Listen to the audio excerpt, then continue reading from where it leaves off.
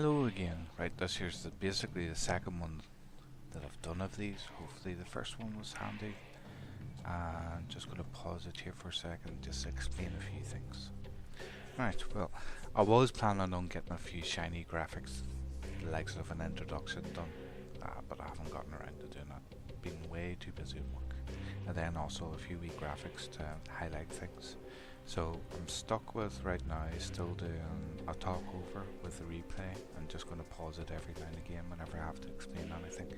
But hopefully in time, after the next couple of videos that I do, they'll be a little bit more involved and I won't have to pause the replay. I can just play the video throughout and add some graphics on the fly.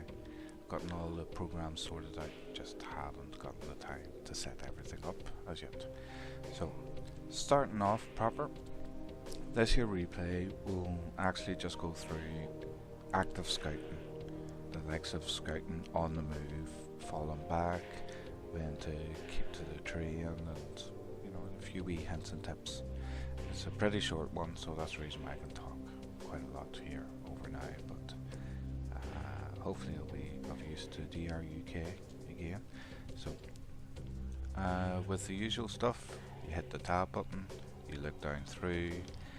It seems to be a fairly balanced group of tanks, heavies, mediums, and just the one light. So you look through the enemy team first. The majority of the tanks are going to be going through the 1-2 line, AB area, or through the town. You're only going to get a couple that will be in the 9-8 to JK line, which is the usual light tank, medium tank area.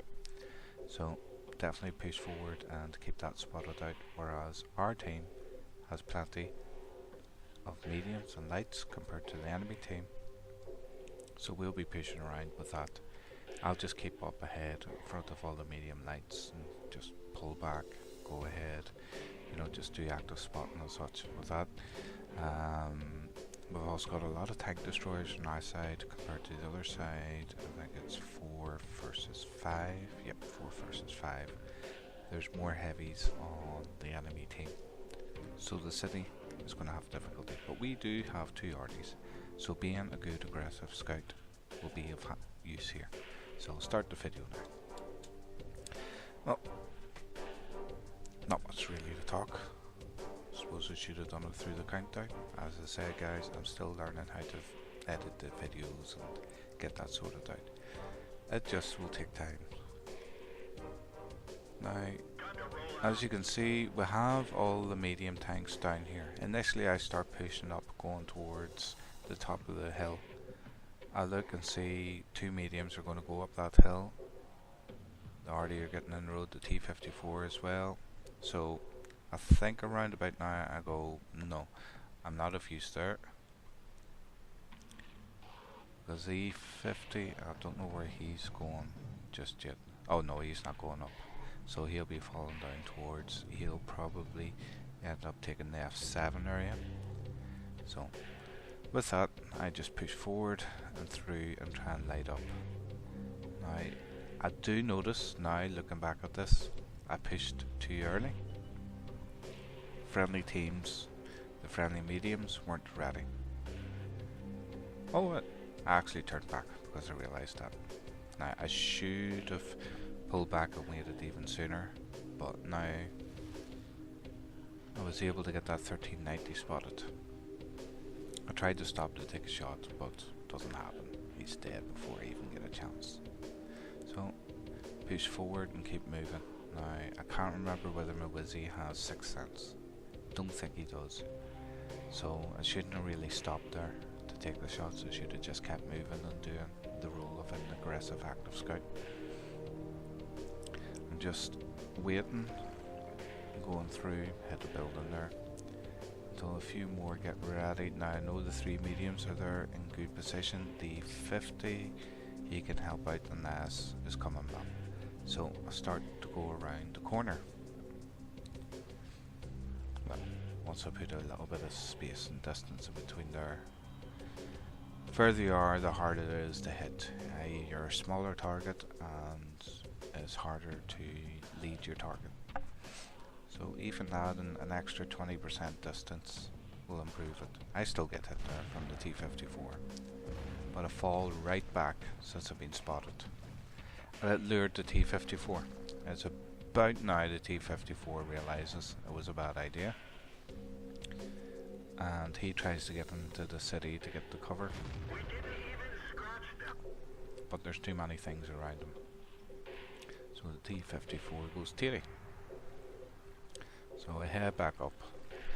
I'll start just getting ready to hit the pause button here in a wee second and just show you the angle in. So as I was saying, I'm adding a bit of distance, but I'm keeping transverse speed. You see the 122 54 is looking at me. Tried to add transverse to him, but then realised the rest of them were trying to shoot at me. So I was making the decisions and choices. So as I go, he's dead. Artie has been taken out. Now I know the ISs are. The KV-3 was spotted earlier.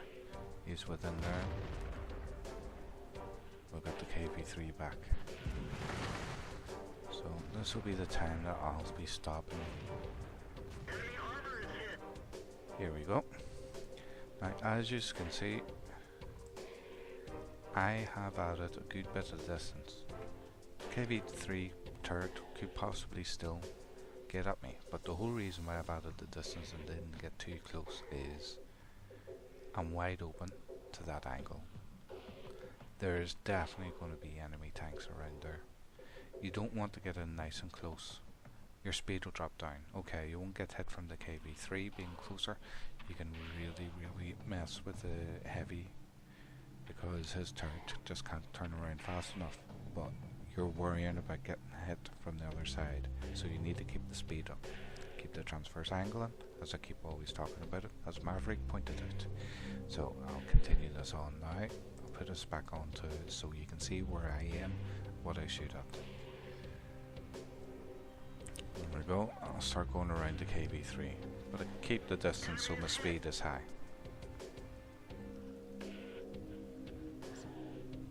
That's the KV-3 down. Now I know it's time for me to get into the cap.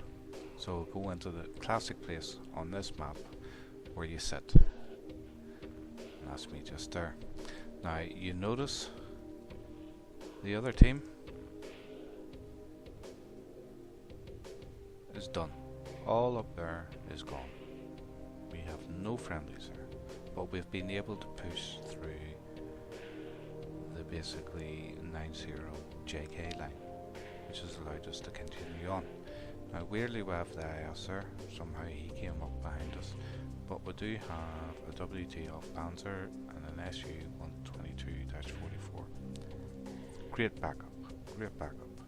E50 is coming in towards me, he'll be helping the cap. We've still got the two mediums there and T-54. If I remember right, the T-54 does his job and goes back and keeps the cap getting, oh well, he keeps resetting the cap for us. So it's brilliant. Here we go. And I'll put it back on so you can see what I do. I keep panning around looking to see where the enemy are. I just hide here. Nothing else I can do. E50 always gets very close to me. Now I've got the has cap points, so you have to keep me alive. I tried to go around just in case that ST1 hit me, but I know the Carnarvon is sitting up there. Here's the ST1. Strangely he didn't go for me. Should have went for me, but he didn't. But he dies before I take shots. That's him gone. So now you see the AT-15 and the ass up there. E-50 is getting pummeled. I try and take a shot at the Carnarvon, but it misses. Well, no, not misses. Glances. E-50 has now trying to defendingly for himself get behind the building, but has pushed me out. I must have been having a bad day there. Usually I don't spam and troll like that. But take out the Carnarvon. Usually that glazes, the front plate whenever you're trying to hit like that is bad, but because he was pointing downwards by 15-20 degrees, it made the plate flatter for a good penetrating hit like that. Also, I'm using ACPR. This is the biggest reason why I done that. Oh wait, 1 second. This T-34, I take a wee pot shot at him. But the reason why I'm running about with ACPR on this was I just wanted to get the mastery badge in this tank. It was bugging me to high heavens. I still don't think I've got it. I've got the first class, but I don't have the mastery badge. I'll pause up here.